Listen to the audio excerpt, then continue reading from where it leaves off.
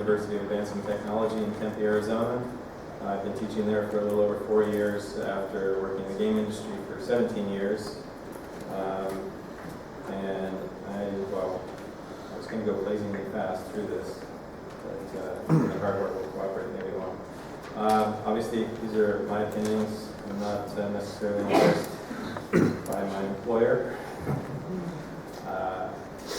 I drop a lot of F-bombs by nature. I also try to avoid doing that. But I'm sorry in advance. Heard it before, sorry. So I actually was very inspired by George Coates, who I met while working off parking tickets in San Francisco. Odd story. Do that for another time. But he said to me that his goal was to always be of benefit to everyone he met, and I just thought that was a great philosophy. I also don't believe in sugarcoating things or ignoring the ugly, horrible things that happen during game development. It's one of the things that I feel that I should make sure that my students know what they're getting into. I've heard that the average career in the game industry lasts about 5 years. And so if they're going to take on $80,000, $90,000 in debt, they should know what they're getting into.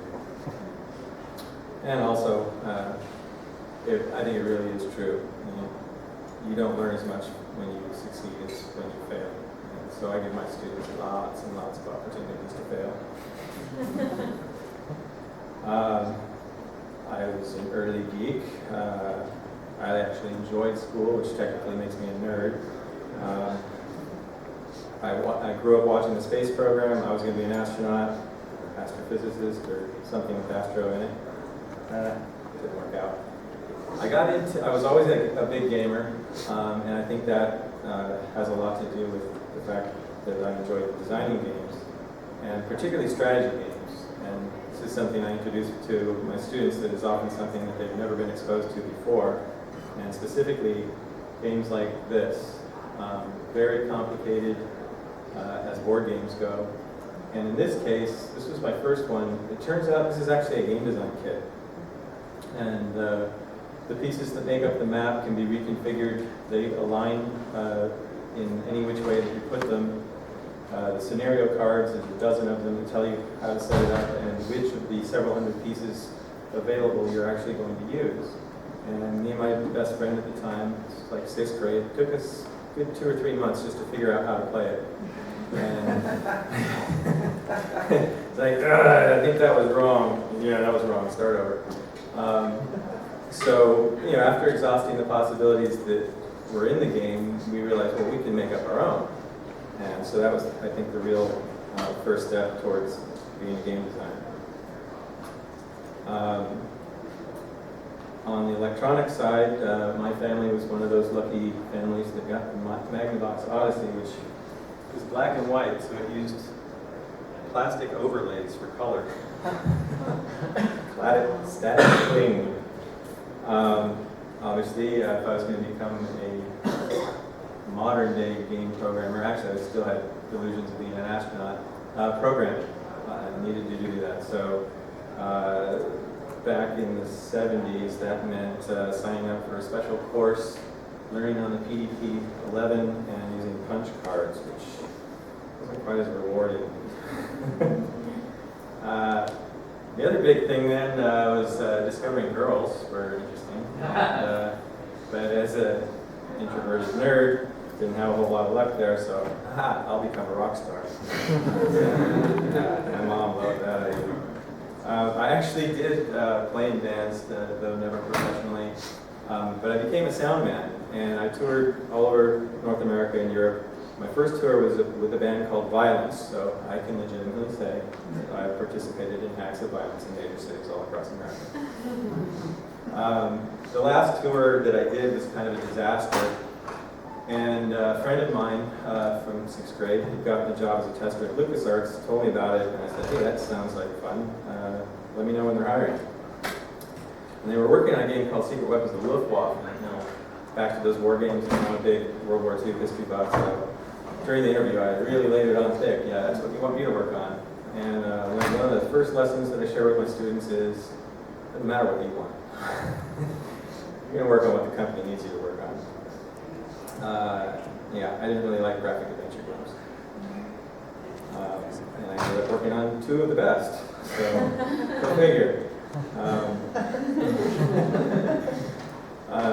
I also like to do this to my students because they're all shameless pirates, and I was a shameless pirate myself. I used to manage an Atari ST store and copied everything that came through.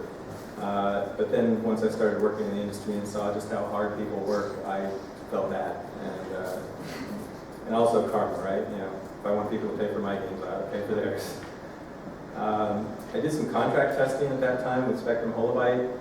Worked on Falcon 3.0 and one of the expansions and some other games that weren't so great. My big break, though, was Secret Weapons of the Luftwaffe. My buddy who was on that project was single-handedly keeping the game from shipping.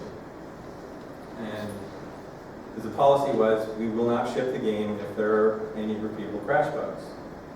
He made it his mission in life to find a repeatable crash bug every day. And so they finally told him, well, you've got a lot of accrued vacation time and it's use it or lose it. So that's how they got rid of him.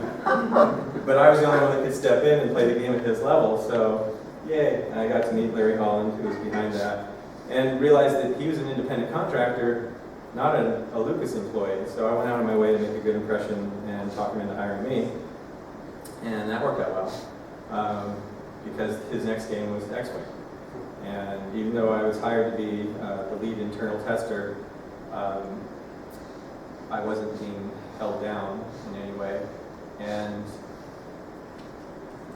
since there wasn't anything to test at first, I just dove into, well, let's learn everything there is to know about Star Wars. You probably are all familiar with Bill Wright and Sid Meier's and their opinion on the value of research. One day we get the sell sheet from the LucasArts marketing, and it's terrible. And you know, it's not just badly written, it's inaccurate. And so, 20, 30 minutes later, I walk into Larry's office. Here, how about this? And okay, great. Well, that was the big light bulb moment. Take the initiative. So that's another big lesson that I stress to the students: is don't wait for somebody to give you an opportunity. Just seize the opportunities that you see. And that followed along when the mission building tool was first available. And out of the 6 or 7 people that were interested in trying it, Dave Maxwell and myself proved to be the most proficient and prolific. So we became the official mission builders. And those were the happy days. We worked our asses off, but we loved it. And the sequel is still considered one of the best games of all time. Hey, that's something. The sad thing is how many people that worked on TIE Fighter, oh my god, yeah, when are you going to make another one? Well, the market's changed. Yeah. So,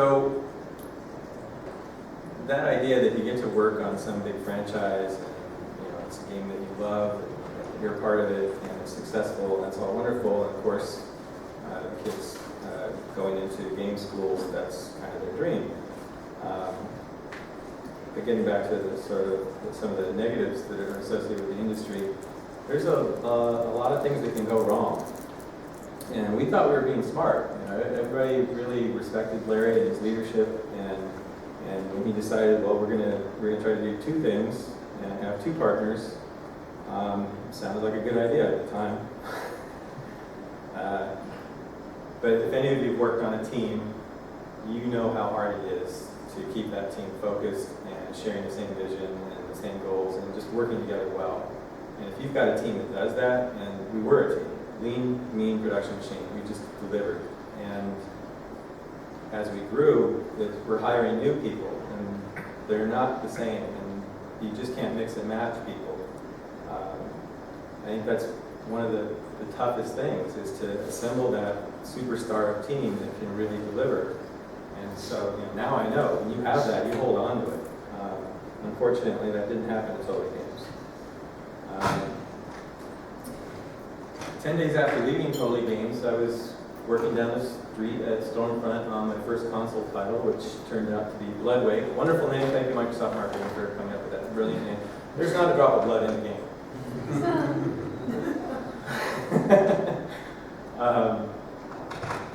But it reinforced my notion of what it means to be part of a team. And the game was successful. And this is a screenshot of my favorite mode in the game, which was Microsoft almost didn't let us put it in because it wasn't in the design spec that they agreed on when they contracted. And we're like, so we're giving you more. It's like, no, we still have to test it. So they let us put it in as an Easter egg. It's called Blood Ball. What could be more fun than 2-on-2 heavily armed gunboats with a 10-meter soccer ball?